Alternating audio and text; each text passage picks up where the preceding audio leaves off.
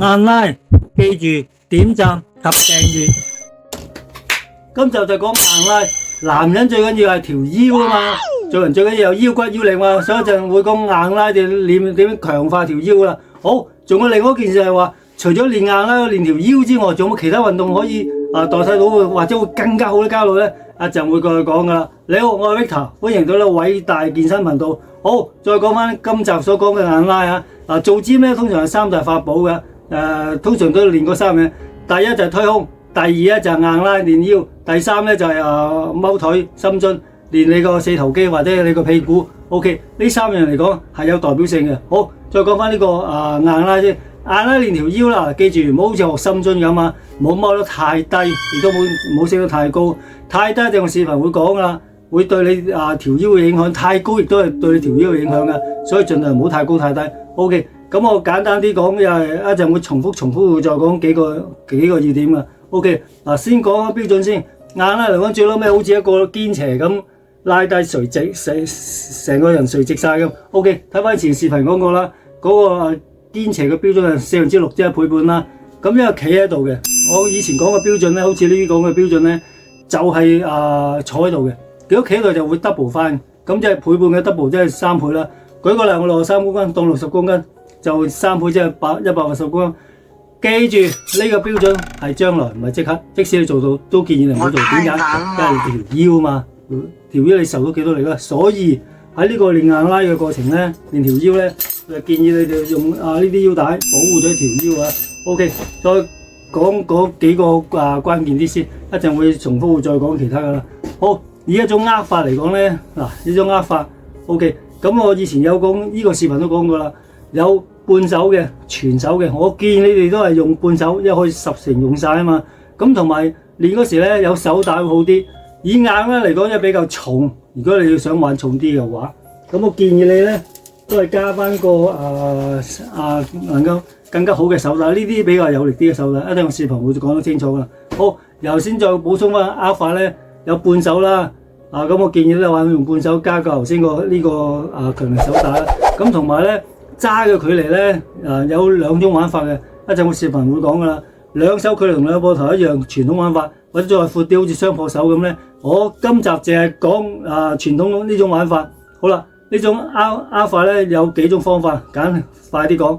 呢個正手，咁叫反手，咁叫正反手，兩個咁叫正反手。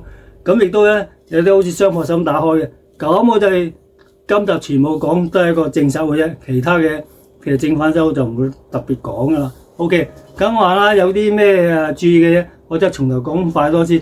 抬頭挺胸跟住雙手垂直夾住個腳底，唔好有罅，咁同埋要摺背條腰要挺起落嗰時咧一陣會有個視頻咧，呢一陣個視頻會講埋喺側邊點樣做嘅，因為你冇辦法啦，我得一條友拍片，唔可以拍同時正面同埋側邊啊嘛。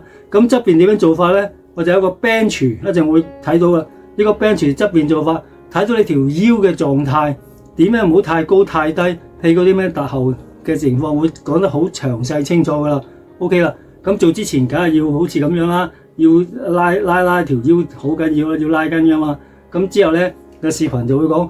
譬如話5公斤20公斤、25公斤兩邊咁逐步做嘅，咁你睇得就好清楚。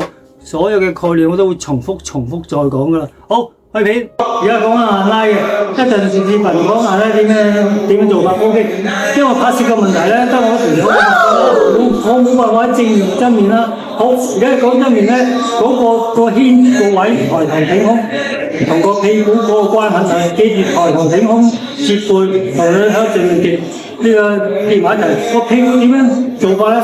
盡量個膝頭逼持咗唔喐嘅，屁股個頭向前嘅，向前向後咁你就會睇點樣操作嘅。OK， 做一節俾大家睇先。假設前面有個唔喐，你左邊就揾個 bench， 支持到呢個膝頭係唔喐嘅。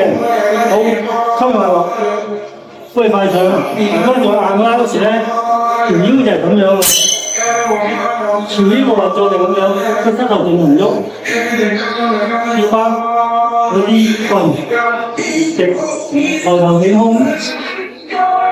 要咁樣咧，嗰、個屁股落嗰時咧係向後凸少少，OK，唔好太落，咁啊啲太落啊，我嗰啲 OK， 灰快成好，咁啊已經跌晒得 OK。咁而家大家清楚明白到，當喺側邊做嗰時咧，點樣個硬挨嗰個姿勢，講埋呢邊我啦，咁大家清楚明白啦。好，今日就係講硬拉，硬拉咧最主要係練條腰嘅，所以咧最緊要咧嚟打保護到自己啊。好，咁硬拉有幾種方法嘅，有幾種壓法嘅。第一種壓法咧就係正手嘅，第二種壓法就係反手嘅，第三種壓法就係正反手嘅。喺之前個視頻都會講咗㗎啦。咁仲有第四種嘅，講緊啲費事計就詳細講啦。即係兩個佢同兩個方法一樣，寬啲嘅，有幾種玩法。第一種玩法咧就係傳統嘅，呢個傳統嘅。第二種玩法咧就係譬如好似雙膊手咁樣玩嘅，咁我就唔會用雙膊手咁講啦。不過淨係講傳統嗰啲咧，即係兩個膊頭一樣。佢哋嘅重心咧就喺腳嘅正中間做到得㗎。記住用力嗰時呼力快，唔要成吸氣慢，同埋再補充翻握手嘅方法咧，我之前都講過啦。有兩種握手嘅，一種咧就背手嘅，一種係全手嘅。嗱呢個全手嘅，成隻手揸晒嘅。咁我建議用正半手嘅，半手嘅優先可以全做晒啊嘛。OK， 做一次俾大家睇先。記住用嗰時呼力快，唔跟埋。仲有記住你要頭要空，同埋你腰要直，個屁股喐嗰時要吞後。呢兩個比乸，即係你手臂個夾底個乸要夾埋，嘅頭同頂方夾乸。屁股記得側邊咧就係之前嗰個視頻講咗俾大家，再講一次，用嗰時呼力快唔中意分埋。OK， 做一次俾大家睇先啦。嗱，兩個佢一樣，重心同個頭重心喺你腳嘅正中間。我呢個嘅正手握法，抬頭挺胸。好，跟住睇呢個。起嗰時咧唔好低，加埋個心椎，唔好太高。如果太高就只會影響，同埋唔好太後，後面都要全部彎低，都適當咁樣。兩肩巴喺隻腳嘅爭少少，或者掂到就 OK 啦。OK， 咁跟住咧就係用呢個時幫你快用雞嘛。做一次俾大家睇下。好，抬頭挺胸，幫你快。好，雞嘛。呼氣快，開快。上嗰時咧就兩個夾住，好開慢。好，呼氣快，好開慢。呼氣快。嗱落嗰時咧就啱啱轉隻腳嘅大髀上落，呼氣開慢。喺個重心嗰時上嗰時咧好咬。攞時咧做嗰時唔好落太低，呢啱啱中間就 OK， 係嘛？線好大啲，呼氣快啲，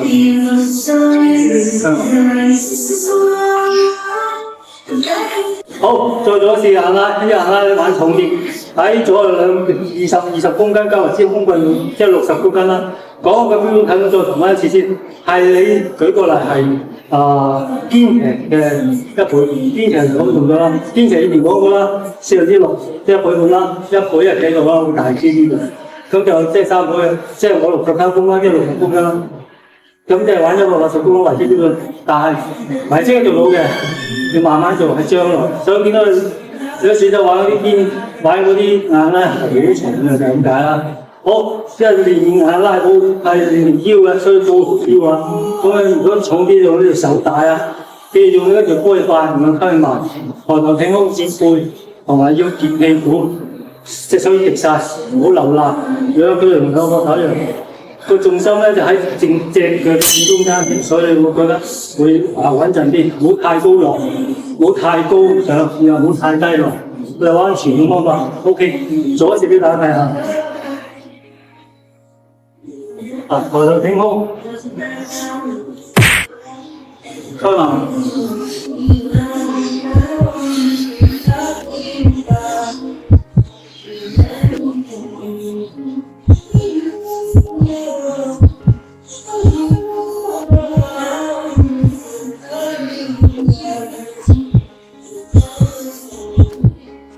當你攞時咧，盡量跣隻腳落 ，OK。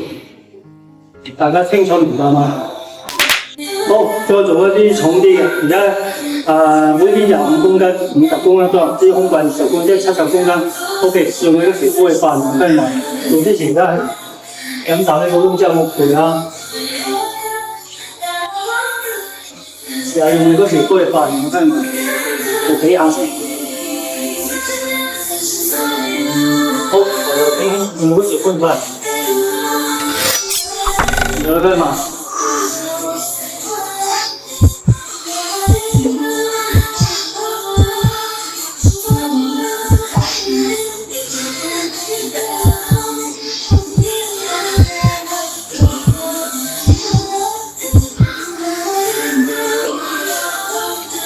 重力嘅問題咧，再做用啲手帶去幫助佢會好啲。大家邊個明白嘛 ？A few moments later， 好，仲有另外一件事，就係、練你個後邊條腰。之前講過硬拉啦，硬拉你條腰，不過佢係間接嘅，因為要靠隻手同埋對腳啊嘛。如果想直接壓條腰咧，就用呢個以下所講背部延伸嘅玩法，會好啲直接嘅。記住用呢條杯快，唔兩時溝去慢，同埋記住咧就唔好過。當你上嗰時咧，將個頭、身體、腳成一個直線，即係一個斜線，啱啱好個羅馬椅就45度。一隻馬咧就係、呢個嘅羅馬椅，好嘅，再用個10公斤嘅鋼柱。好，左前俾大家睇下。上嗰時咁樣寫住 ，OK， 再攞個10公斤鋼柱。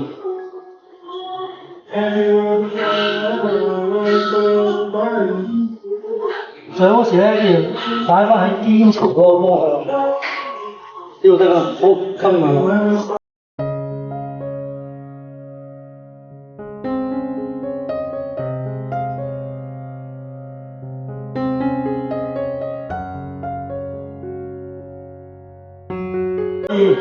啱啱好偏直線就 OK 啦，快溝埋。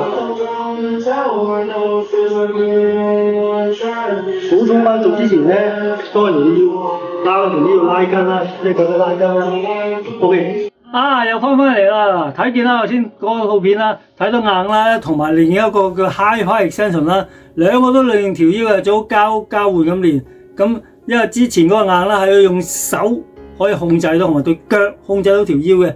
喺另外 Hi-Fi Extension 咧冇辦法。嗰個真係靠條腰，嗰個比較有效啲。不過咧，最好嘅有人幫手啦。你睇見我一個人做，自己孭就比較狼狽啲。有人幫手加落去，咁啊唔使咁麻煩啊嘛，係咪？同埋再補充翻少少啦。硬拉嘅握法咧，有啲好奇怪玩法咧。有啲人將手指公收埋入邊嘅呢種玩法，咁我就唔好建議咁玩法。你隻手指公受唔到幾多力㗎，因為本身硬拉嘅重量都比較重啲㗎。OK 啦，咁就重複再講幾個要點啦。又係譬如半手握法啦，用呢個嘅腰帶啦，手帶啦，同埋要加個腰帶啦，要加呢啲腰帶啦，保護自己條腰啦，兩手距離同兩腳距離同膊頭一樣啦。咁貼近嗰條棍唔好咁，最後尾落嗰條線落去啦，用呢條呼氣法唔用呢嘛，來來都呢幾招，叫抬頭挺胸、接背同埋接條腰啦。點樣落嘅屁股點樣上落？之前個視頻都講得好清楚㗎啦。咁你就會可以逐步嚟，記住，因為係你條腰嚟㗎，雖然個標準係你3倍，但唔好咁快做，你要逐步嚟㗎。有人幫就最好啦。咁 OK 啦。咁就下一集講咩咧？下一集咧就講可能上胸或者係下胸或者其他嘅拉背或者其他嘅健身嘅。OK， 大家記住。呢個讚我啦，做得幾辛苦㗎，要拍嗰時又要3更半夜去，今日要睇世界盃，冇辦法㗎嘛，時間要大家點安排啫。最緊要俾個讚我，同埋分享俾呢個視頻俾你親戚朋友啦。最緊要梗係要訂閱啦，嗱訂閱緊要，尤其上下左右嘅兩個啷啷要最緊要訂閱，尤其右下邊呢個訂閱嘅啷啷可以俾個 update 更新你。OK， 下一集見。OK，拜。